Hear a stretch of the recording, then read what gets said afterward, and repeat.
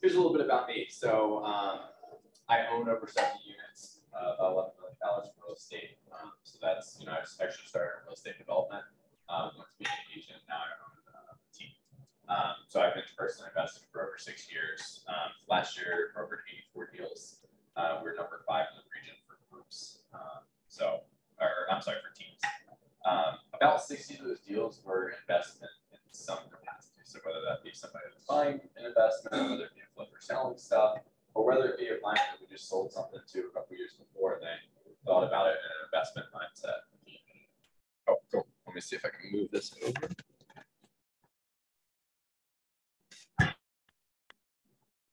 Cool. Is that a little better?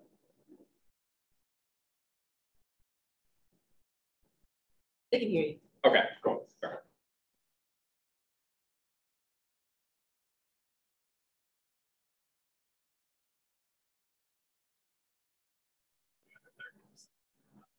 This year's my last chance to get it, so we'll send you guys out the link. Today's the last day to vote. Actually, we find out Monday if we got it. So fingers crossed. But that's been a big goal of mine as well. So kind of all across the board, like real estate has really been my life since I graduated college and went into real estate development in 2021. I'm sorry, in 2014.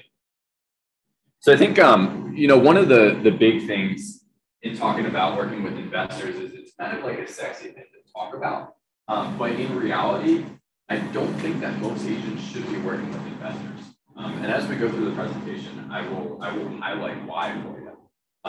But I think really what you want to consider is, do you like doing the work of working with investors? You know, just like you might consider, like, do I like doing the work of being a realtor? This is something that, as I get connected with a lot of people that are looking to get in the real estate industry, my first question is, like, do you want to do the work of lead generation? Because inherently, like, that is the work that you're doing as a realtor. Yes, it's showing houses. Yes, it's negotiating contracts, but you don't get to do any of that unless you're lead generating. And so if you don't want to do that work, you don't want to talk to people, you don't want to figure out your business plan, and you probably shouldn't. There's a lot of other career paths that you can do. So that's something that I always like to highlight. And so I always like to frame the conversation with talking about, do you want to do the work of working with investors? So this is just a fun little meme to kind of illustrate that. Oh, was my video off there? Yeah. Cool. Our tech queen here, I appreciate it. So let's talk about the bonuses of working with investors. One thing is you tend to get a lot of units. So it's kind of funny a lot of times if you look at people's business, they're going to have a chart. If you look at their revenue every month, it's going to be up and down like this, right? You might have a couple sales, either high price points, you get a bunch of commissions in March, and then April's pretty low, and then maybe June you get some more. And it tends to have this kind of like cycle to it. I think with working with investors, you can really start to flatline that, because investors are buying in January, investors are buying in June, investors are buying in August, right? They're buying when the deal is good. And so unlike the more cyclical first-time home buyer market or seller's market, where it's a little bit lighter in the winter, a little bit heavier in the spring, you know, a little lighter in the summer vacation months, things like that, investors are always buying. And so the other thing is, and a lot of kind of top people in the Keller Williams world talk about looking at your units versus your volume growth. And so if we all just did the same deals that we did 2 years ago, we would have an inherent increase in volume because prices have been going up, right? And they've been going up really good. So you might have like a 20% increase. You sold the same houses that you sold 2 years ago. But does that mean your business is increasing by 20%? No, right? Because you're just doing the same amount. And so what's cool about working with investors is that you can get a lot of units, right? And that's why, you know, very often we're at the top of the leaderboard. Last month we were number 1 in units in the region. We're number 3 in volume, right? And the reason being because you know, we have a lot of investors that we're working with. Is that still not working on the sound? No. Yeah, they said it's a little low.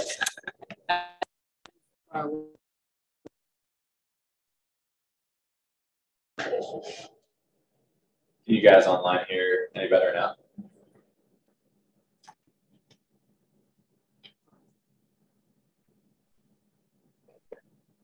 I can hear you. I lost my audio completely, so I dropped off and came back on, but now that I'm back on, I can hear you well. You kind of fade in and out, but I can still, even when you fade, I can still hear you pretty well. Okay. So I was working out. Thank you. That's perfect. Cool. All right. Sorry about that difficulty there. So one of the other big things about working with investors is you're gonna inherently have a couple clients that give you a lot of business. If you do it right, then you're gonna have, probably 3 to 5 core clients that are gonna be repeat clients, and then you understand their metrics, you send them a deal and they say yes or no, right? Like that's where we want to get to with an investor business. And so if you're working with 30 clients, all that might buy one house every 2 or 3 years, that's probably not the right way to work with investors. You want to find those clients that are going to do a lot of stuff, right? That are experienced in different ways. So we'll talk about some of the challenges that come along with that. But here's where I like to pause and ask everybody, do you own your own investments? So does anybody own their own investment properties? Okay, awesome. So you guys have validity to work with investor clients, right? Like that's like right off the bat, you can say like, oh, I own some property, and here's been my experience owning some property. So, John, what do your properties look like? One rental and one Airbnb. Okay, cool. So you got 2 different things you can talk to people about, right? Short-term rentals, as well as nice, long-term rentals. So that's cool. Salim, you got one. Section 8 rental. I'm sorry, what was that? Section 8 rental. Okay, Section 8 rental, right? So you can touch on what it's like to work with Section 8 and things like that, right? So, start thinking about, and if you don't own investment properties, you know somebody that owns investment properties. So you can borrow their validity, right? So like agents on my team that do not own investment properties, they can use my validity for that. And then they just come and ask me questions, right? But then, I can reference different things around the city and say, oh, this is what it's like to work with Section 8, right? John, you can talk about what it's like to, get an Airbnb set up and, what the challenges and things like that are. So I think this is one of the big things to think about. If you're wondering, how do I take my first step? Sometimes your first step might be you actually going and investing in a property or figuring out how to do that, because the journey that your investors are going on, especially if they're going from 0 to 1, is going to be the same journey that you're going to be going on buying your first rental property. And so the more you know about that process, the more you can help those people, right? It's just like buying your first house. It's a little bit harder to talk about being a realtor and buying your first house if you don't own a house. But as soon as you go through the process, you're like, yeah, this is going to suck about the mortgage process. I just did it, right? They might lose some of your documents and you're going to have to do it again. Like, I feel you. That just happened to me when I bought my house, a little while ago, or whatever it might be, right? So that's something big to think about. It really gets a lot of validity. I think the biggest cheat code to selling a lot of real estate is having people associate your name with real estate, like whatever that means. And a really easy way of doing that is to be talking about your journey in investing or home buying or whatever it might be. For me, I was lucky to be exposed to the real estate industry when I was young, and coming out of college, I bought my first house. So all of my friends that I went to college with said Austin was my first friend to buy a house, and then I bought my first investment property. And so they thought Austin's the first person that bought an investment property. So whether they were going to buy their first house or an investment property before they bought their first house, they thought like, hey, let me call Austin, right? And I wasn't an agent at the time. I was working for a development company. And because I kept getting calls from people saying like, hey, how did you do this young? Because they just associated my name with real estate. When they thought of Austin, they thought of real estate. And because that happened, I got the calls, which eventually said, for me, I said, well, how about I just get my license? I'll help you do it. I did it myself. So of course I can help you do it. And then that led to a big real estate sales business. So any questions so far on anything I said? Yeah. Sorry, Mike.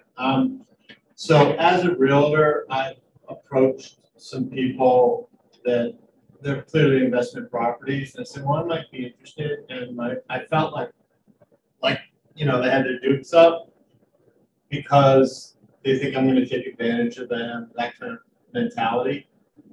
Have you run into that? So how have you handled it? So when you're saying you approach some people about some investment properties, so I'm going to a listing, and I'm like, how do you go from I'm going to list your house to I'm going to buy your house without them feeling like you're taking advantage. You're talking about going on a listing and you're saying, hey, I might be interested in buying this. Yes. Yeah, it's going to be, so when you're sitting down and doing your needs analysis with your seller, inherently that can be part of the conversation. And it doesn't have to be all of the conversation, right? And so you can do the same exact listing presentation that you would be doing.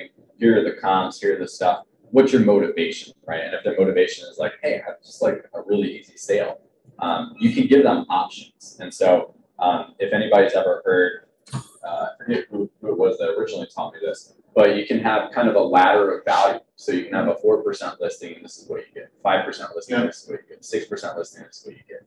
Do the same exact thing, like, hey, we can sell your house, and I think it would look like this. Or if you'd like the easy process, I'm looking to buy investment properties, and this is an option. And so I think just not being too heavy on that, but just giving them the option. Again, you don't want to lose the listing, right? And it is kind of a weird thing, right? Because we want to, and we have a fiduciary duty to serve our sellers that we're meeting with, right? Unless we tell them that we're not, right? And so we want to sit down and we want to make sure that we're serving their best interest. So if you hear things like quick, easy sale is going to be best for me, that's when that. Don't want to do any repairs. Yeah, exactly. So I think it's just a conversation. I think you present it as options. Okay. When you present it as options, then they get, oh, I can do this or I can do this. Yeah. Right. And either is good, right? Pushing hard would not be the goal. Yeah, I would not do that. Gotcha. Yeah. Okay. Great question. And what was your name? Jeff. Jeff? Yeah. Awesome. Nice, Jeff. Yeah, absolutely. What do you think would be the best way to find investors? Yeah, so that's a great question. So a couple different things. So one of the first ways to find investors is look on Facebook groups. Like Facebook groups, see who's out there active, things like that. One of my clients actually started a YouTube channel, and that's been huge too. I've seen people, like, you just get people reaching out to you. Now, again, a lot of those are going to be newer investors that are reaching out to you. But, a percentage of those newer investors are going to have really good resources and things like that. So we're going to talk about a little bit later is you want to qualify your investors. You don't want to work with everybody. Like, you will drive yourself crazy and then get out of the real estate business if you're just working with every investor. Because probably 8 out of 10 investors are going to just waste your time, right? Like, they actually don't have the resources to do that. They're not willing to pull the trigger, whatever it might be. You don't want to work with every investor client. So you do need either a really quality funnel of people coming in, or you need a big funnel of people coming in. So there's a lot of different ways you can do it, but I would say a really easy way of doing it is Facebook groups. You can go generate listings and then see who the top investors that are coming to that are. So listings that are a little bit more investment minded. So go solicit listings for multi-units or something like that. Inherently, you're going to get a lot of investors for that. But we'll talk a little bit more about that later on. So good questions. Cool. So while you're working with investors, you're going to get a scenario that happens a lot. And this scenario is this. You meet with an investor, they have really good resources to buy stuff, and then they say, I'm not going to sign a buyer's agreement with you because I have lots of realtors sending me stuff. I'm looking at off-market things like that, right? And so there's 2 big ways that I see you can get around with them. One is to start investors when they're younger and then grow them into your clients, right? So you're actually providing value in a number of different ways, and then they're just not going to leave you. Or if somebody else sends them a deal or something, they're going to send it to you to help them analyze, right? Because they actually want your confidence. It's almost like you're a mentor type relationship. And so that's a little bit harder. You got to have some experience and things like that, or be willing to go get the experience. And then the other one I always tell people is don't be too bothered by them, right? If you were actually providing value to that person, then if they get an off-market deal or something, I think that the agents that just say, hey, I'm only going to work with you if you only work with me, with investors aren't always going to get their business. But those investors are going to be looking on Zillow. They're going to be looking on Realtor. And the question is, who are they going to pick up the phone and call when they see something? Most likely they're not hitting the Zillow tour button.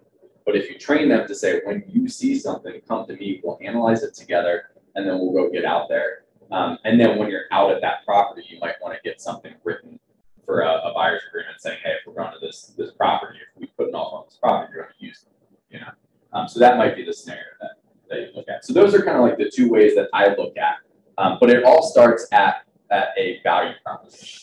So like, what is your value for working with investors? And so I think you can be good at a couple different things. The first one is analyzing properties. So if you can analyze properties for them, if you can look at their pro formas and things like that as they do them and say, hey, here's where I think you might be off. You become that value. And again, if they're finding something off market or from some other source, they're going to bring it to you. And then you can still, at that point, you can say, hey, look, I'll help you get through this transaction, even if it's an off market property or something like that. But I'm going to have a commission that you're going to pay on that. You know, make it, if you're early, you just want some units under your belt, make it $2,500. For me, anytime a client comes to me or I bring an off-market property to a client, I have a minimum $5,000 commission, right? So, you know I'm going to get that on that investment property, but I'm providing value to them because I'm analyzing the property, giving them contractor connections, things like that. What's your price points on investment properties though? Totally depends. You know, it might be a $50,000 property, it might be $150,000 So property. if it's 50,000, you're still charging 5,000? Yep. Yeah, and that's part of the way that you kind of get out of the mindset of like 2.5 to 3%, right? Because in these low price point properties, you're gonna drive yourself crazy doing, you know, a ton of those and making 50 grand a year, right? And so that's where you got to have the conversation. Hey, there's kind of a minimum here. And same thing if you're helping somebody buy a $40,000, $50,000 property, you know, the listing agent's only going to be paying 2.5% on that, 3% on that. So what is that? You know, maybe $1,500. Maybe you have an admin fee or something like that you add to it. But yeah, $1,500 for all the time that you're going to go through and things like that. So that's why I have a $5,000 minimum, unless it's like something where it's a really tight deal and you know we're really working it. And one of my good clients, you know, I might pull that down a little bit. But for most people that I'm working with, you know, that's going to be my minimum. So can you give us the language on how you approach the 5,000? Yeah, in the buyer agreement, I just say, what do I usually put in there? You know, seller to pay commission, minimum $5,000, buyer to make up difference, if there is, you know, and that's a conversation and understanding. So now I really only have probably 6 to 8 clients that I'm working with on a regular basis. New investor clients I'm giving to my other buyers, right? But those clients know that that's just what we're doing. If I'm sending them an off-market deal, you know, I'm just going to put $5,000 on it, and then you know it's not coming out of their pocket, right? And they don't fall. No, not usually. So you're saying minimum, so Yeah. what does that mean? So if there was a $500,000 property, they're paying a 2.5% commission on that, you know. So that you would give it like. Yeah, just the normal whatever the seller's paying. Yeah. So and that just happens to be because I work with a lot of investors that are below that, you know, let's call it 100 or 150K price point. That's where I see a really sweet spot, and so that's where you know we end up doing stuff like that. So, but in order for them to not balk at that, you can't just be like, yeah, you can't be your normal agent that is just like, yeah, send me stuff. You know, I've got myself set up on probably 15 different auto searches, right? So I see every multi-unit that comes on in Maryland, which is separate from a Baltimore City one that I have. I have all houses that come on under $150,000 separated into east side and west side of Baltimore, and then Baltimore County. So that's 5. I've got certain houses. I work with a lot of clients that are doing what's called a house hack. So they're going to move in and rent rooms out. So there's kind of a formula where if there's over 4 or 5 bedrooms, it usually works pretty well, even at higher price points, but you have to have over 3 bathrooms. So I've got myself set up on a 5+ bed, 3+ bathroom properties under $600,000. And what you find in that a lot of times is that agents that mislabel multi-units, it's going to have more than like four bedrooms, right, and over 2 bathrooms, right? So that's how a lot of times we'll find this mislabeled stuff. We just had a closing last week where it was it was listed in the MLS as a single family home, but it was a 3-unit property. Pictures were horrendous, description was horrendous. You wouldn't have known it unless you walked through it. And so we walked through and we're like, wow, this is multi-unit, right? And we were just looking at it thinking it was just a lot of bedrooms in the house. So those types of things, like you figure out how to find those things that other people can't find. And inherently, it's just getting a bunch of reps and having a lot of different properties that you're looking at. When I was working for the development company that I started with out of college, we started to have a challenge in finding deals. And this was in DC. So I wasn't an agent at the time, but I had the agent set me up on auto search every day for everything that came on the market in DC. And then I ran an analysis sheet for every property. Talking about $2 million condos, it was very quickly apparent that that $2 million condo wasn't going to make sense as an investment property. But that got me analyzing thousands of properties. And then now I can very quickly look at something and tell you if it's a good deal. Somebody can probably shout out numbers of a property that they've been looking at. That can give you a general idea of if that's going to be good or bad. And then we're going to throw it into a financial analysis. And then we can see on paper if it is, you know. And so that's just literally getting the reps, right? And that takes time and that takes analyzing. And so if you're looking at like, what's my first step that I can do? Set yourself up on auto searches and literally just go look at properties by yourself, you know, and then analyze them and say, is this a good property? Is this not a good property? At what price would this be a good property? You know, like those are the different steps that you can start to do to just get yourself familiar with it, right? If you're in that part of your business where you've got lots of time, then that might be a good place to spend some time. Yeah. You say auto searches.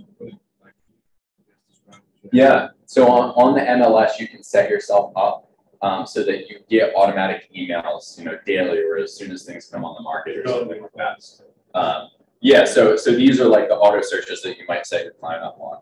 And so, like, I'll give you an example because I bet you there's one in my email right now. So at 10:21 a.m., a Baltimore City multi-unit came on the market.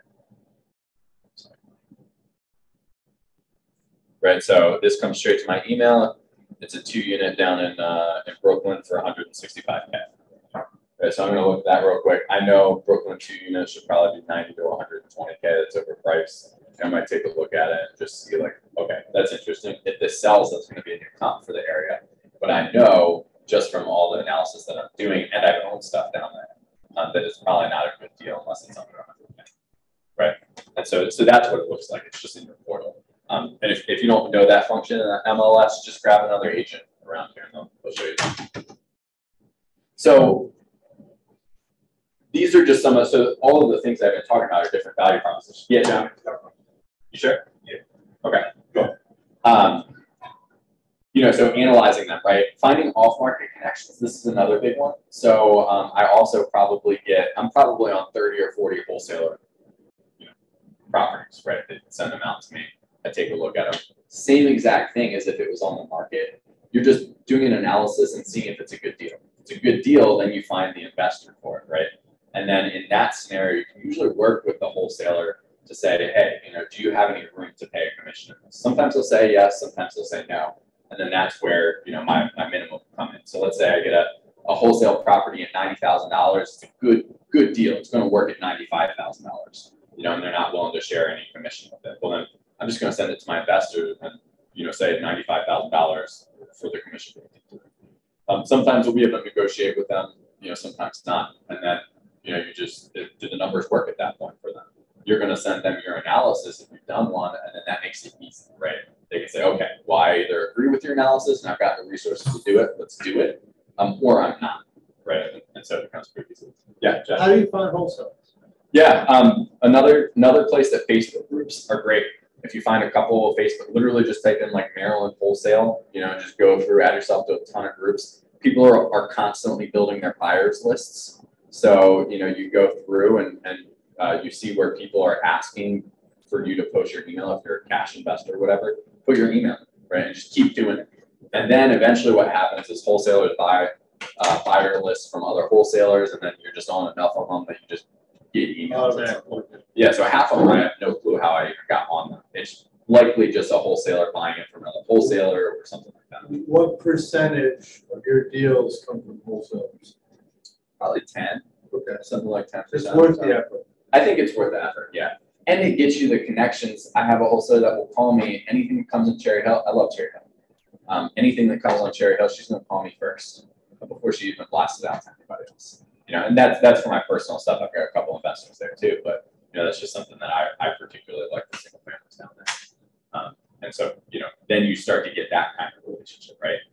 The thing I would stay away from, and this is always inherently a big question that comes up, is if you're generating listing leads and then you're not putting it on the MLS, right? So you are wholesaling it for a seller.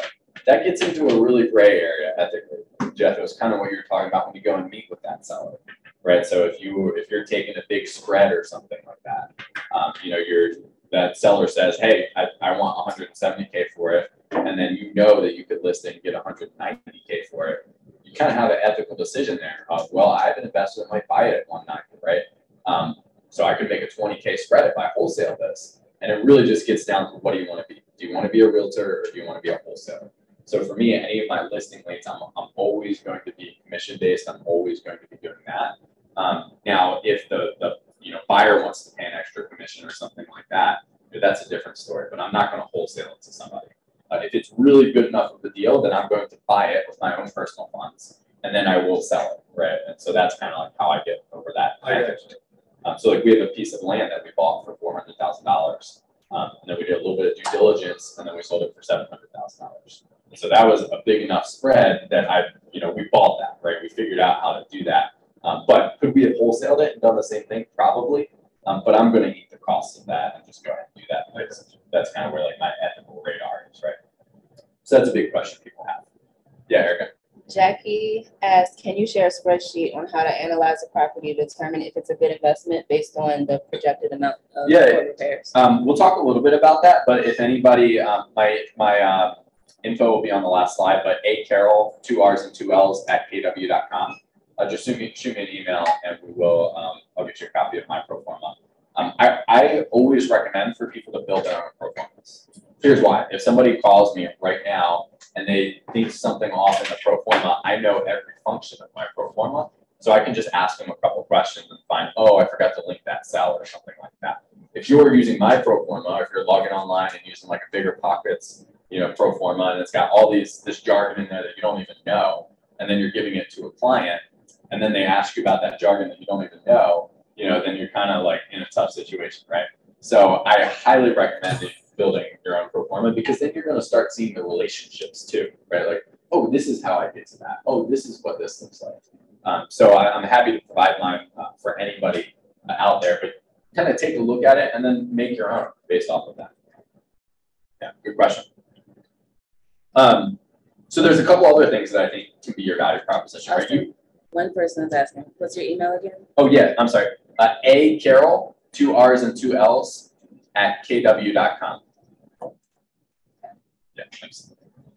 So you really can just be that hungry agent that is going to go out and badger everybody and be willing to write offers at 60% of the list price and things like that. Like that can be a viable offer, option for you if that's something that you want to do.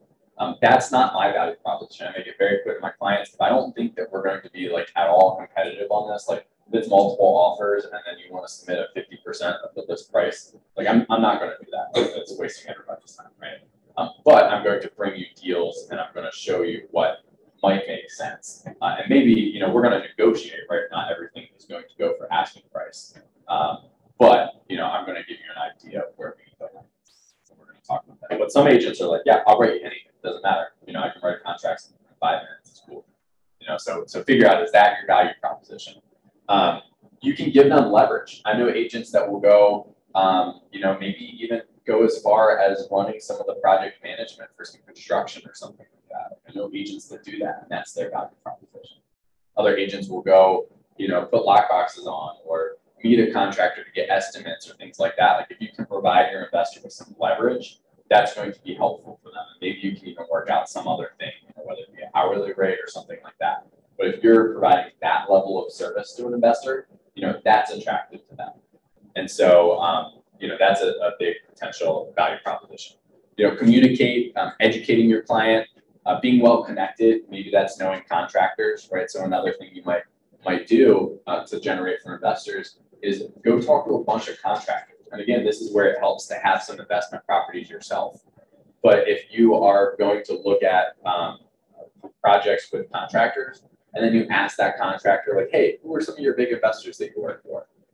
Right now, somebody that is employing contractors and are doing deals. Otherwise, the contractor wouldn't give you their info, right? And then you can chat with them. Now, be ready if you're just calling somebody out of the blue from knowing a contractor. They're probably not going to take you very seriously. So maybe you have a deal in mind for them and say, hey, I've got a deal. Do you want to come look at it? And then you're actually providing them with something, and then you're having a conversation, right? And then lastly, be creative. So like I have financing strategies, which is a whole other class that we can teach at some point if you guys would like. But some of the financing strategies that we put together for some of our investors are something they never would have thought of. It's literally just from having hours and hours of experience talking to lenders, seeing how different people structure different deals, understanding the difference between, you know, cash out refinances and what some lenders require versus, you know, regular refinances and all this different stuff that comes in the lending world, where we can be really creative for our clients, and then they value that. And we basically just put everything together. Here's the lender on the front end, here's the lender on the long term, you know, like just use them, get pre-qualified, and here's your whole deal. Like all you have to do is execute on this, this, and this. And then if they do that, then you're going to be in business, right? So, so those are a lot of different things. You can also pick your area. Just like a farming agent, you can say, hey, this area is really good for investment properties, and I'm going to know everything in this area, you know? And if you do that, usually that's a good listing strategy. But also if people are starting to invest in that area, then you get to know them, and then you're the agent in that area. And so that's another strategy that you might take if you really like an area and it's good for investments. So, and then, you know, other thing is just really get serious about your own education. Because if your investor knows more than you, then it gets a little challenging, right? Where is your value, your proposition at that point? And then finally, I always recommend people set really good expectations. So know your value proposition and set that expectation. Kind of like I was talking about earlier is like my expectation is not that I'm going to write a ton of offers for people. What's that? That screen turn. Oh yeah, I'm sorry. Yeah, that red. No, I need to change that. Yeah. Get that It's okay blue or on this something like screen, that. though. Yeah, I was gonna say Yeah, this look at one's a this little better. Yeah, sorry about that. So set those expectations with your investors, right? Have good communication, even if you don't have deals coming. But I think that's one of the biggest things with investors: is set expectations mutually, right? Like, what are your expectations of them, and what are their expectations of you? The more you can have that conversation, just like a regular buyer or seller, the more you're going to have success with that client. So this right here is your lead gen plan. Who's five? Somebody John in the way. Oh, sorry. Post on Bigger Pockets once a week. And so, I'll walk you through this. Has anybody ever heard of a GPS? 135 GPS. Cool. So this is a Keller Williams. This is a Keller Williams basically planning tool. And we can also look at it as your one-page business plan. And so the idea is that you're going to have a goal at the top. That's the one of the 135. Then you're going to have 3 priorities, right? What are the 3 areas you're going to build your business in? And then you're going to have 5 strategies under each priority. And so in my business plan, my 135 for my business, priority 2 is to work with investors. I think in particular, it's the lead generator for 40 investment deals or something along those lines. And then these are my strategies, right? And so, so if I look at my big goal, it's to sell $40 million in real estate. And then I have 3 strategies for me to get there. It's work with investors, work with sellers, and then work with leverage in my business. It's actually my third one. So that's through other agents, and that's through my admin staff, marketing, things like that. And so under number 2, which is working with investors, these are my strategies. So record 30 videos with Devin to post on YouTube, right? That's my client that has a YouTube channel. And, you know, the more we do that, the more I have investors giving me a call, the more I have people selling, giving me a call, you know, all that different stuff. 2, I need to analyze 10 off-market deals a week for clients. Yes? So on the YouTube, on the thing that you have up there, is that a channel that your friend has set up for investors, or is that your own that you put your own content in? It's his, right? And so eventually it might actually be for me to create my own channel. But he spends all the time editing the videos. I just show up and then, you know, talk for 45 minutes. So it becomes easy when you get known as an expert. He's part of your team. Yeah, and he started off as one of my clients. He didn't know much about investing, but he knew a lot about YouTube. He had another successful YouTube channel. So he said, "Hey, I want to make a YouTube channel on real estate investing in Baltimore. But I don't know, I'm like not that good at it, right? Like I'm pretty new at it. He had a couple of units. Now he's been doing it for a couple of years, so he knows some stuff. But you know, it was a way for him to pick my brain and then provide me with value at the same time. Right? What's the YouTube channel? Devin Moreno Investing. He may have changed it. I think it's still Devin Moreno Investing. Yeah, absolutely. So analyze 10 off market deals a week. In yeah, can you toss that in there? 3 is host 4 investor seminars, right? That might be another way that you do it. You put a seminar on here, you know, you just book this room, you put a seminar on, and then send it out on Facebook or something like that. People are going to show up. You'll be surprised maybe who in your network shows up to say, hey, yeah, I'm looking for my first investment property, right? 4, touch base with 2 new developers a month. So these are like big developers. You know, these are people that are doing lots of flips, or they're doing, you know, bigger. You know, we're looking at a little bit more commercial and land stuff, and so you know, there's a little bit less competition there as an agent, and so we're looking at the developers that can handle that kind of stuff. And then 5, posts on Bigger Pockets once a week. Bigger Pockets is a fantastic place for you to go. You know nothing about investing, and if you want to connect with people. So highly recommend that. If you own stuff, you can put in your deals. And like for a while, I just put in, you know, probably my first 5 or 6 deals. Now we've done, you know, 30, 40, something like that. But I just put that in, and then people were reaching out to me saying like, hey, how'd you do this? Or what did this look like? And so that's a huge place to lead generate for clients from. We'll look at what other people are posting and then respond to them. So that's a fantastic way to be able to get clients on that website as well. So it's mainly to get clients, or is it to also kind of have where you can ask questions and investing? Both. It's inherently built to ask questions, but you can also use it as a lead generation platform. Yeah. But yeah, the whole idea of Bigger Pockets is just a place for investors to be able to come together to ask questions. So that's what it looks like. You know, at some other point, we'll do a class on a 135, and that's more of a business plan more than it is investor focused, right? So next, I think once you have some investors, you need to understand their goals, right? So are they a client that's investing for cash flow, or are they investing for appreciation? That's going to be a very different conversation, right? I tend to, like, my whole belief, the way that I was mentored into real estate is you invest for cash flow, and you know, appreciation is the cherry on top if you get it.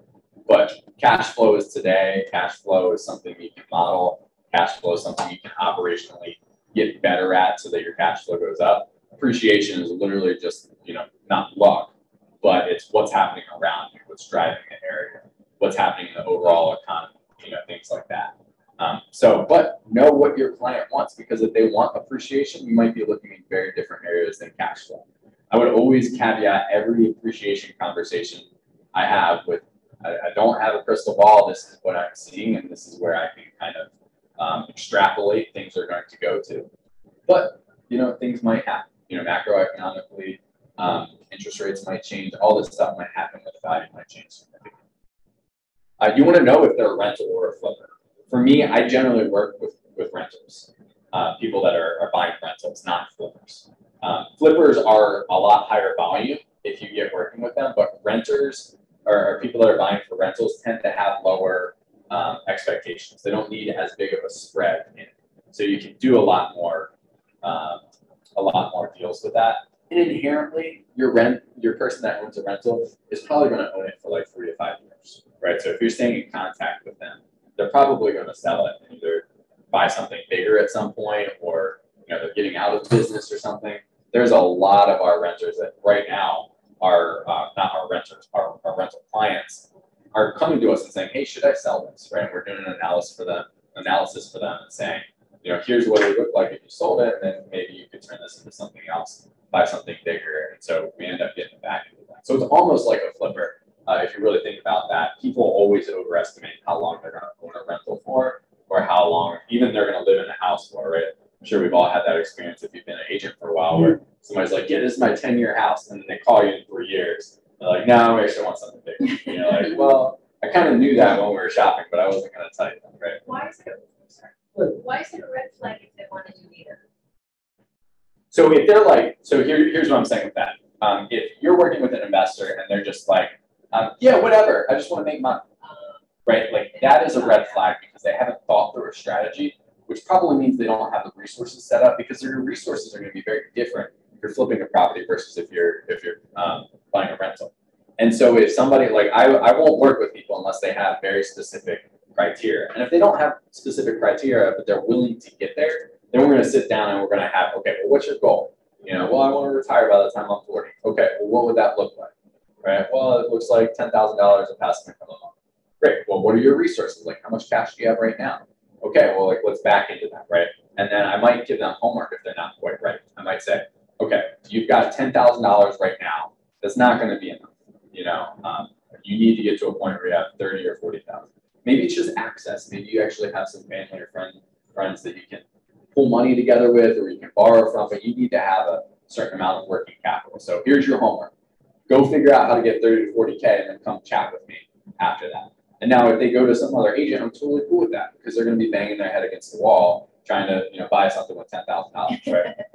So that's where I say there's a red flag. If somebody is very vague, the more, and I always tell every client that I work with, the more specific we are, the more success we're going to have.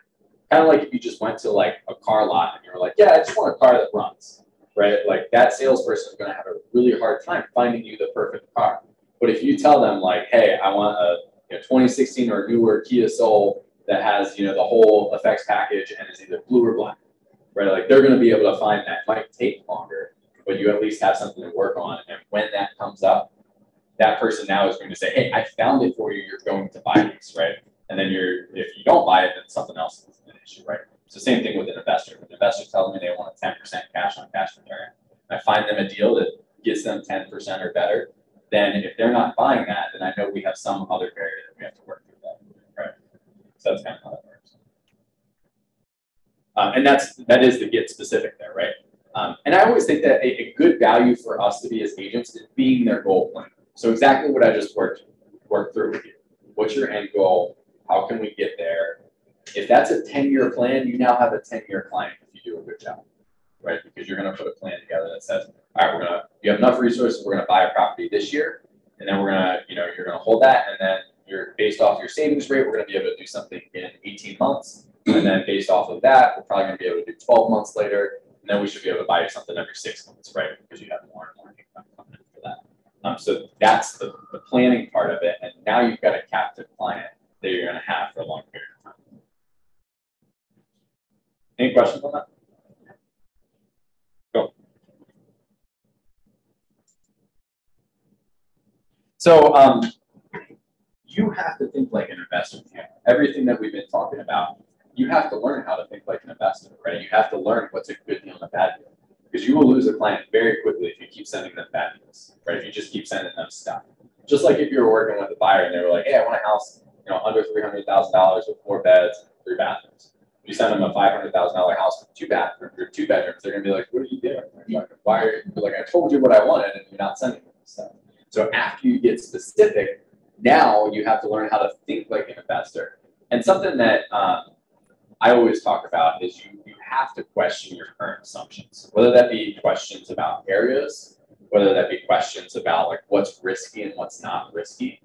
For me, like when I first started investing, my parents were the first people to tell me like what you're doing is very risky, you shouldn't be doing it, right? Like any good parents, like they're looking out for their kids and they're saying like, you're doing a little bit too much, right? You're starting a real estate sales business and you're investing, like you don't have like a steady paycheck. Like, I don't know if you should do this. And they were thinking from, at the time, late 40-something-year-old parents that have a nest egg and retirement and their house and things like that. And their risk assessment is going to be very different from mine, right? We grew up on a farm and stuff like that. So she was like, well, the city, you shouldn't buy stuff in the city, right? But like now I look at it, well, I can't buy anything in Howard County. It doesn't make any sense. But there are really good deals that I can find in Baltimore City. And a lot of the people that you talk to, their assumptions of different areas are 10 years old. And they actually haven't been to that area for 5 or 10 years. And maybe they've never been to that area and they've just seen news headlines. They probably never even read the articles, right? And so I told you guys an area that I love is Cherry Hill. And you tell, so you tell people that have in the city for a long time, they're going to say Cherry Hill. It's horrendous, right? That's where the old projects were, right? Like they used to ship people out from the city to Cherry Hill, right? And there was some really bad racial stuff that happened there. But in the last 5 years, it's been fantastic. And my first exposure to that was we went to my partner and I, our demo contractor lived in Cherry Hill, and he invited us to their Baptist Community Church Comedy Festival, and we said, let's go. Like we'll do it. We're adventurous, right? And so we went, and we were the only white people there. But I will tell you what, like I felt like a community there. Like we got done there, and our demo contractor, we had bought 2 houses in the area and renovated them, rentals. And our demo contractor introduced us to everybody and said, these guys are helping to change Cherry Hill. And so many people thanked us. We got invited to barbecues and all this other stuff, right? And so it was such a good experience to see this is a community that cares about what's going on here. And then if you actually start to look at like the crime statistics and stuff like that, it actually been changing for the last 2 or 3 years. It was like a 3-year period where there was no shootings. And like in anywhere in Baltimore, like Fells Point can't say that, Fed Hill can't say that. Like some of the nicest areas in the city can't say that. And so you start to look at what's actually going on there. They had a brand new high school. That high school worked with United Way to have a daycare center for teen moms that have kids, right? And so there's a lot of things that start to say there, and then you look across the water, what's happening? Port Covington. Well, in the Port Covington development, the developer actually has to give X amount of dollars, and it's millions of dollars back to the community. Where are they going to do that? They're not going to do it in North Baltimore. They're going to do it right outside their community in places like Cherry Hill and Brooklyn. And so, you just go walk around Cherry Hill, and I really like it. So, anyways, that's a little bit of a digression. But I can walk that thinking through with investors, and they understand that, right? And they might not agree with me, but at least they can see where my thinking is, and they can see that I'm critically thinking about different areas. So the more you get around, the city or different neighborhoods and understand what it's actually like on the ground, the more that you can have the most up-to-date information. You can actually bypass those people that have old thinking around the area, and then you might actually be able to find some early investors to go into areas and then catch that early appreciation of things like that. Learning to analyze deals. I talked about this. Analyzing thousands of deals in DC really got me to a point where I could very quickly look at things. So if you're looking for something to do to get better, that's really easy. Analyze deals. Just analyze deals all day long. And then ask other people that own investment properties, like, hey, how's my analysis? And then eventually you're going to hit one, you're going to go, this looks really, really good.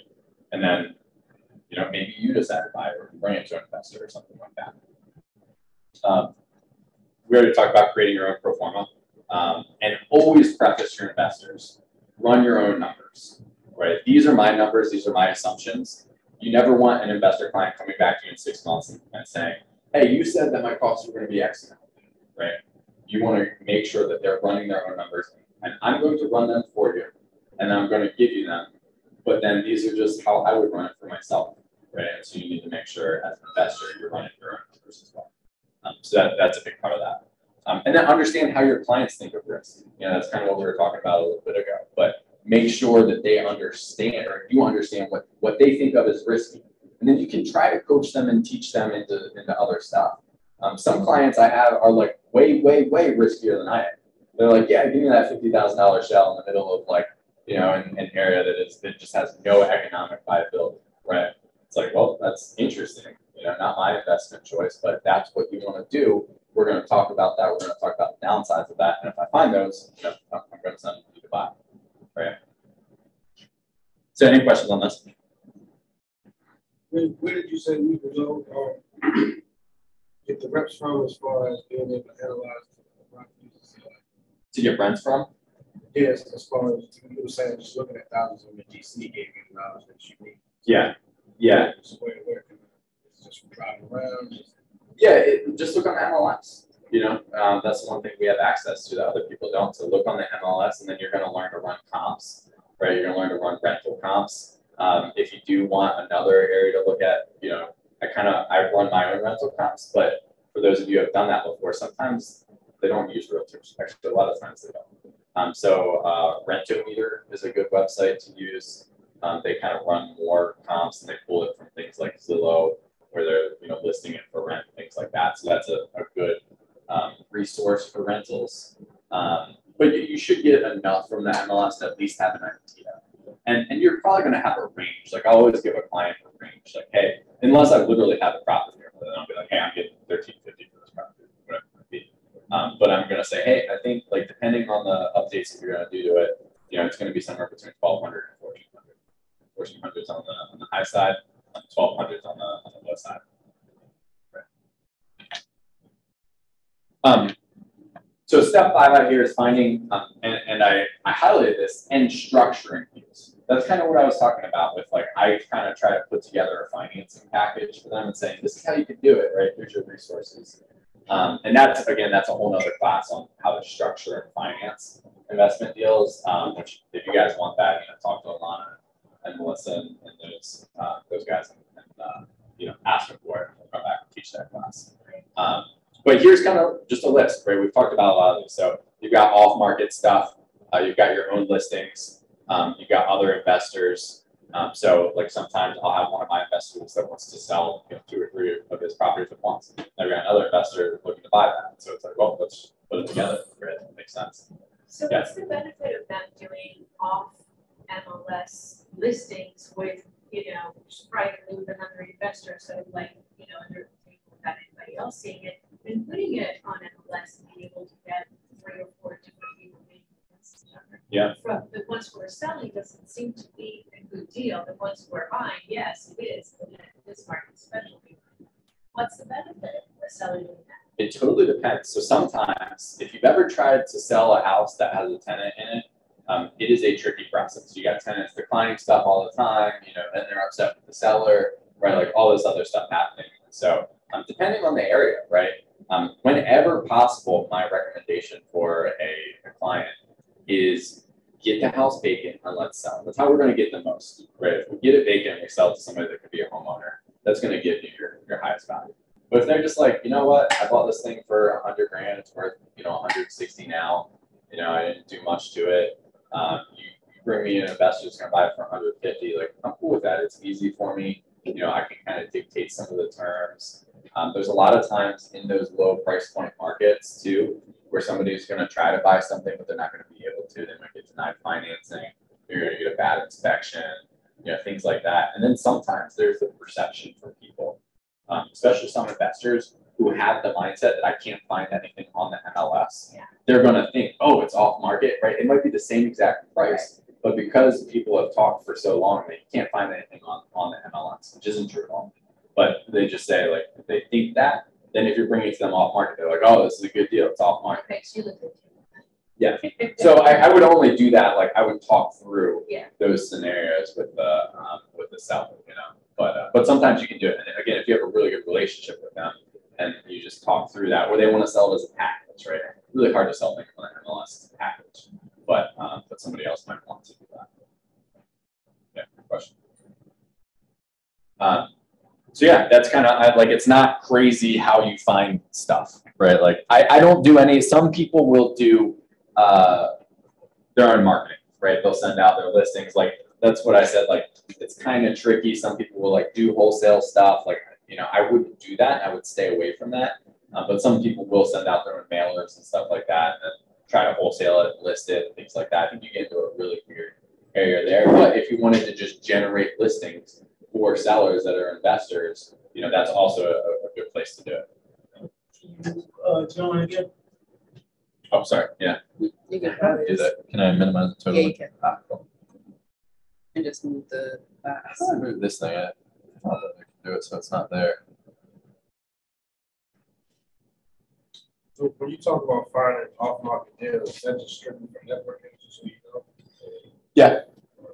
Yeah. Wholesalers, you know, that would be all market. I got a friend of mine who's that's like working in the house for 3 miles.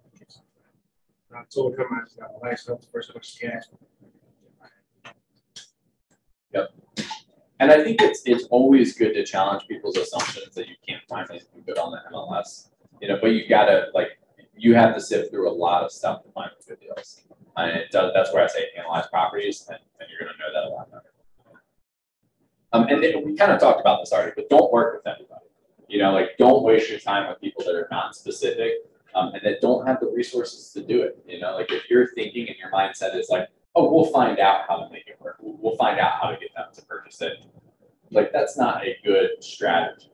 So if you need to, like I said, give people homework and then have them come back to you when that homework is done. So if they're brand new investors, same example, they have $10,000, tell them, you know, work with what they want to do, figure out what the reasonable amount for them is to have, and then say, hey, you know, and I always tell them, like, I'm concerned that you would end up in a bad spot. One of the few ways that you lose in real estate is you run out of money and you're forced to sell. Like there's like 3 ways you lose in real estate. That's one of them. That's the main one. Most people run out of money and then they, you know, they can't do anything at that point. Then you're forced to sell. People know you're forced to sell. And so then you lose money, right? And so if you only have 10 grand, you might lose more than that. I had a client that he came to me after he had already bought and halfway through a flip. And like he ended up losing like 20 or 30 grand. He only had like 5 or 10 grand to start with, right? The rest was all hard money and stuff like that. And so he's still paying off credit card bills like 2 years later. And so it's like one of those things I always tell my clients, I'm not doing this to make life difficult. I'm doing this to look out for you because the biggest thing you can do to have a bad experience in real estate is not have enough money, run out, and then, you know, then you're screwed, right? So, yeah. So what's a good number to start off with? First deal, you already start, and you go to a hard money lender. What's a good amount of money you say? I always, like I said, I like to work with rental clients more, right? And so I'm going to say, if you want to buy a $100,000 property, you got to have 20% down, maybe 15% down if we're really stretching, right? And then you want to have closing costs, and then you want to have the cushion. If you want to buy a $100,000 rental, probably need 30 grand, you know, something like that. Most of the clients that I'm working with these days, I want them to have 50 grand or more. And the best clients are the ones that can buy cash, mostly because, not because it makes it easier, which it does make it easier, but mostly because there's some creative things we can do when they can buy with cash, the way we structure the financing and things like that. So if they can do that, it's like that adage that, you know, the more money you have, the more money you can get.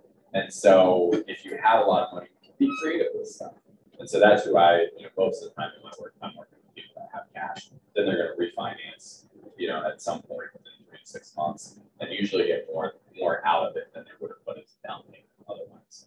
So again, that's a whole financing strategy class around that. But that's kind of like, I'm working with people that care more, you know, if they're buying a 100K rental, which is probably the lowest that I would really work with people on, then you want them to have more.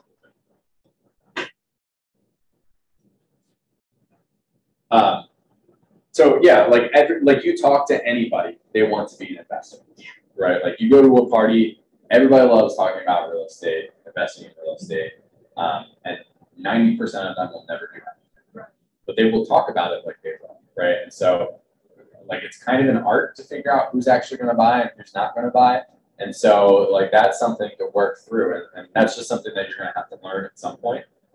But you know, that's a big thing to learn. Like, who do I not work with and waste my time with? So you have permission not to work with everybody.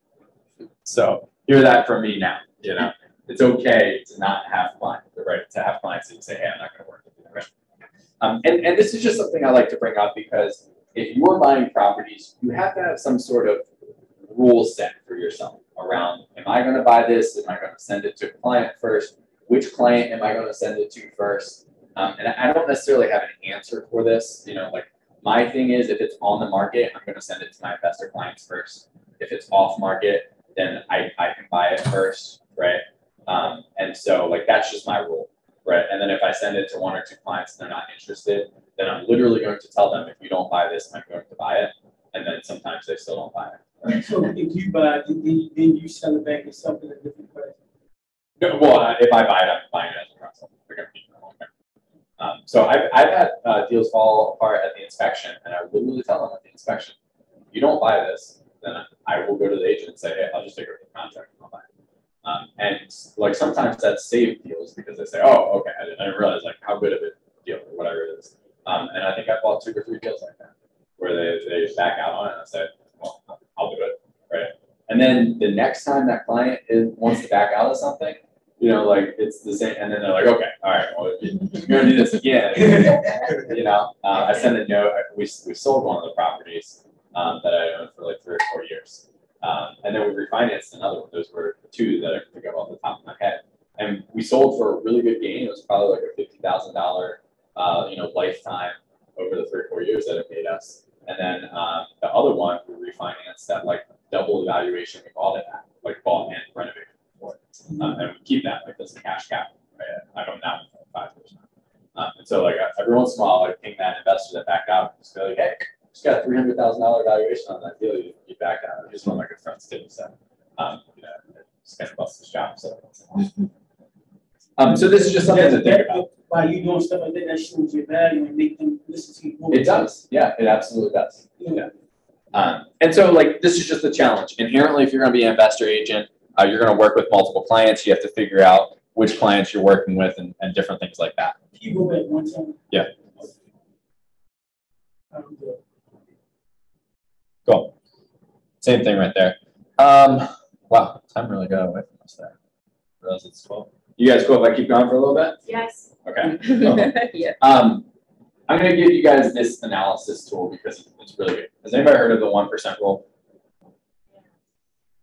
Then explain it. What is I've Yes. heard of it, but I won't be able to explain it. Okay. Yeah. So there's 2 ways to look at the 1% rule.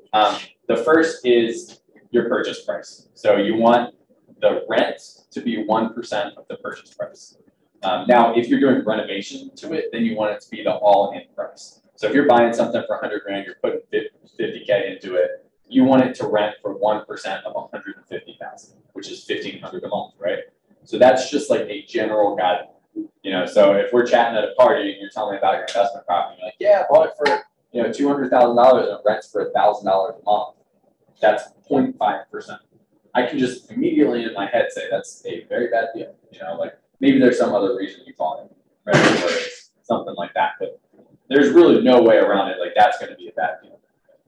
Now, if you look at it and you same conversation, right? I bought for $200,000 and it rents for $3,000 a month. You know, that's 1.5%. That's a good deal, right? And so now I might ask you some questions. How do you find it? You know, like how are you renting for that much? You know, different things like that. So this is just, it's a barometer. Now the number of 1 might change. So you might actually be looking at things that are 2%. In DC, you might be looking for that 0.5% or 0.75% of the purchase price. Yeah. And so like those are the things that you want to look at. But this is a really quick way to just get a quick flash on stuff. Do we have a question?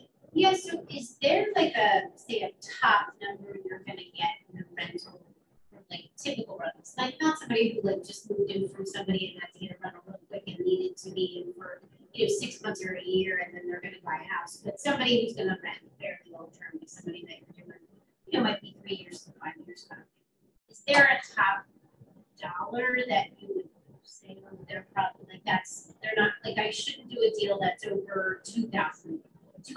It's 2,000 is about the top you're going to get most rentals. Something like that. It's going to be very area dependent. Yeah. So if you're doing something in, you know, Towson, it's going to be different than Cherry Hill, right? And so each area is going to have its number, right? So I know in Cherry Hill, like the max I'm probably going to get is 1,400, maybe 1,500 if I push it. But in other areas, it might be 2,200. Like there's areas that's the price point I typically deal in. But then you hear people that are getting like $4 grand for a really nice house in the, you know, like northern part of the city.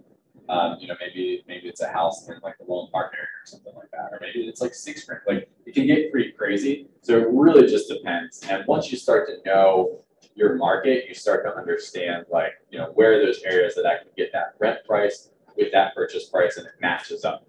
And the thing I always caution people is never use this as your end all be all, right? Like you don't want this to be your only analysis. This is a quick, should I look deeper into this or not? And then I do a pro forma. You said, so the other one gets a little bit different. You might be looking at the market value of it. So like, let's say you bought it, and this might be like post doing the initial execution of the deal, right? So you actually get to a point where, you know, you're going to 3 or 4 years, and now it's worth $300,000, and it's only bringing in, you know, 2,500 or $2 grand a month or something like that. You might actually start to look at that and say, well, maybe I should sell that asset because it's making a lower return on than what I could go buy something else for. So that might still be a fantastic deal, right? Where you bought for 100K, you put 50 into it, and then you've owned it for a couple of years. Now it's worth 300. But again, maybe it only rents for $2,000 a month. Still a great deal from what you bought it from and put it into it, 150K, right? You're getting $2,000 a month. But it's not, if you were just to be talking to somebody at a party and you said, yeah, it's worth like 300K, and I'm getting, $2,000 a month on it. If you're talking to me, I'd say that's not that good of a deal. But that's where I dig deeper and you're like, oh, I've owned it 3, 4, 5 years. I had some appreciation I built into it by doing a renovation. That's a different story, right? And so those are the two ways. It's your initial, what I'm buying it for, plus what I'm putting into it. And then at some point it becomes the value, right? Like what is it valued versus what it's inside.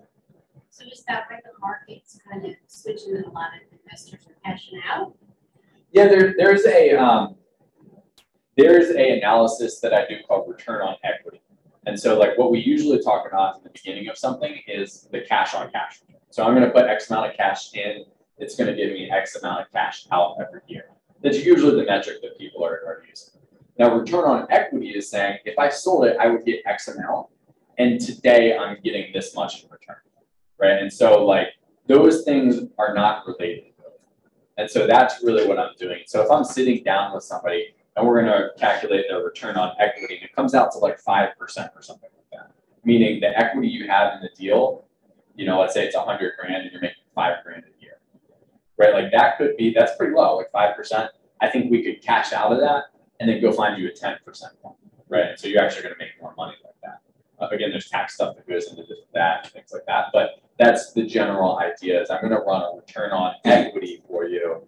And then we're going to see, can we get a higher percentage if we were to put that into some other stuff. So is there a spot on the equity where you get to the point where you're like, wow, there's so much equity in that I should totally cash out? Like, is there a number for that, or that's just? I would run it as a percentage basis, and I would say like 5 to 8% for most people is going to be that.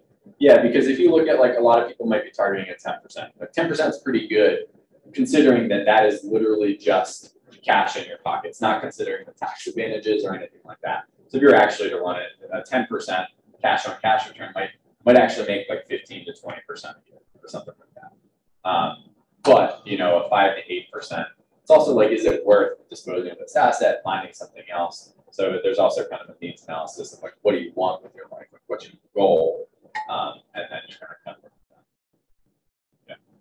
So this is a good little tool. Like you can start using it tomorrow, and that just tells me like in general, what do things look like. So understanding financing. Again, there's a whole class that we could talk about this with, but I would just say know that there's 5 main different types of financing. The first is hard money. That's going to be a lender that's set up to lend usually short term. Longest they're usually doing is a year time period. They're usually going to be high interest loans. I would say somewhere between 7 and 15%. They're usually going to have points associated with them, which are fees, and then they're going to have fees on top of the points. And so hard money is very expensive. Just kind of know that. Private capital is if you're literally going to friends and family and other people and saying, you lend me money, I will give you X amount. We do a lot of this. I think right now we have about $1.5 million from other people, and we're paying anywhere from 8 to 10% on that. But I eliminate all my fees in hard money. So I might be paying a similar percentage rate, but I have flexibility. I can do whatever I want with that cash. And then I'm not paying any fees or anything like that. How do you come across the private capital? You just start talking to people, right? You get 5K, and then you pay them back the 5K, and then all of a sudden they've got 25K, right? And then over the years, you get more and more. So you put on that, you say from the 5K, you put say 8 points. 8 to 10%. So what number you get to about? What number you go to about? What you end up paying that? Well, I usually pay that on a monthly basis, right? So I just pay them. If they give me 10 grand, I'm going to give them. If it's 8%, I'm going to give $800 throughout the year. Divide that by 12, send that to $100. We're not taking anything that low at this point. We're taking 50 to 100 grand. But in the beginning, I was, and then that led to lending relationships. We had investors that said, "Hey, I'm going to give you 25 grand," and then if I see that I'm getting paid back and things like that, you know, at some point, you know, we'll talk about bigger money. They just messaged me last week and said, hey, I got $250,000. So let's have a conversation of what you can do. So that's right, like that's the conversation that you'd be surprised who has stuff like that. So really just start the conversation. That's really like for your own investing, and I encourage my investors to really dig into that because that could be one of the best things. Then you have their own cash. You have conventional loans, right? Your normal Fannie Freddie stuff. They can go to whatever broker and finds. And then you've got your community bank loans or kind of alternative investment loans. And so these are your local Rosedale Federal or CFG or Sandy Spring Bank or whoever.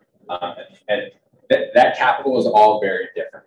And again, that's like a whole 2-hour class we can talk about on things like that. Here's what my pro forma looks like. Again, I'm happy to send this to anybody.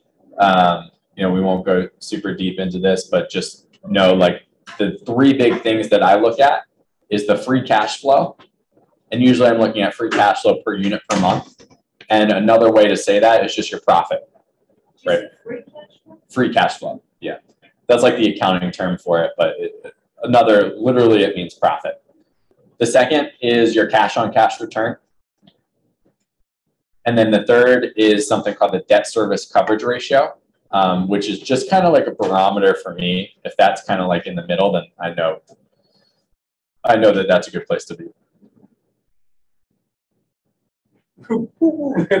Oh, sorry. All right, and that's all I got for you. Sorry, I went a little bit over. Usually I do that in 90 minutes. I forgot we're doing 60 minutes today. So, yeah. How would you build your team? Lender,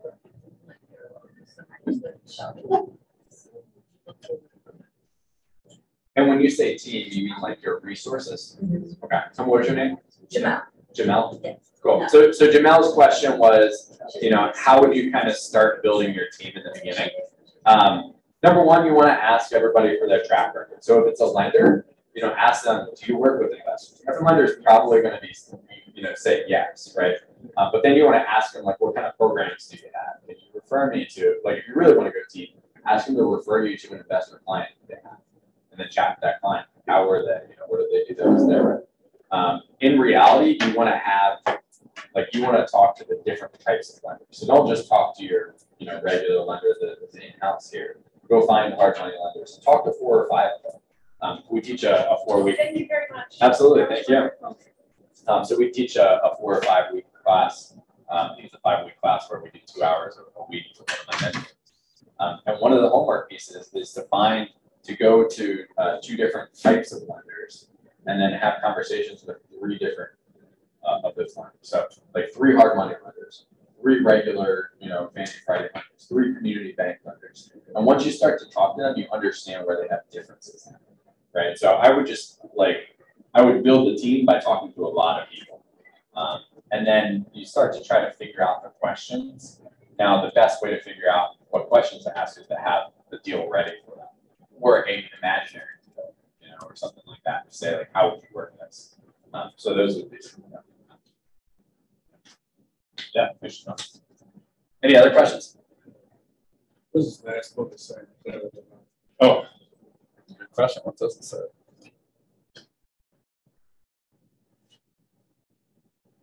Reserve or capital expenditure, CapEx. Hold on, yeah. Let me get that. I didn't see that. Yeah, you said something. Yeah. If you guys shoot me an email, I'm happy to send this over. It might take a couple of days to get it over to you, but yeah, absolutely. Shoot me an email. It's Carroll, 2 R's and 2 L's @kw.com. And I'm happy to send you that. And they may even send out this presentation. I'm not sure. Good. Yeah, you guys will have it recorded. Yeah. For sure. And so let me see. I think I got the only other ask I have from you guys. So yeah, here's my my Facebook, my Instagram, my cell phone number, and my email. I don't think I have it on here, but I would love if you guys could. Yeah, don't have it on here. If you guys give me a review, look out for that. I'll have them email it out from the Market Center. It's at kwueval.com. I'm sorry, kwueval.com. And then you just go in and you'll select this is a market center event. And then you'll select, my name is Austin Carroll. I'm not going to be in the drop down. You have to go to, instructor not in drop down, right? Austin Carroll. And then the class was selling 60 units a year, working with investors. You can just write 60 units. And that helps me get to Keller Williams certified instructor, so I can go teach more. So. It's not open yet. No, you can do it right now. Oh, yeah. kwueval.com. Tell me if that works. I'm going off the memory there. So it does. And it should take you to like an evaluation form. You key that's your team? Yes. Yeah. Blue Key team. So What Keller Williams you with? I'm with Flagship, so we're out of Millersville. Millersville? Yeah, it's kind of in between here and DC. I have my DC license and do some stuff down there too. So You can highlight it this month, right? Real estate on the highlights of February. oh yeah, we were on the leaderboard. Yeah. Yeah, we're number 1 in units, number 3 in volumes. So yeah. Question? What in-house lenders do you have over Flagstaff? We have a lot. Primary, DML, probably one. There's one on it that I can't think of. Yeah. Our money lenders are typically never preferred lenders, so brokerages, or what's the deal with that? Usually not. Yeah. Some like enterprise brokerages will have that. There is one Navigator Capital, I think that Flagship had for a while. But honestly, they're expensive and probably not that good. There's a lot cheaper deals than you find for that money.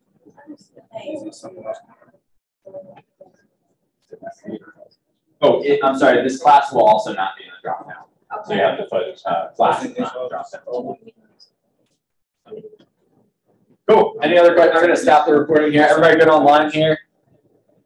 Thank you all for comment.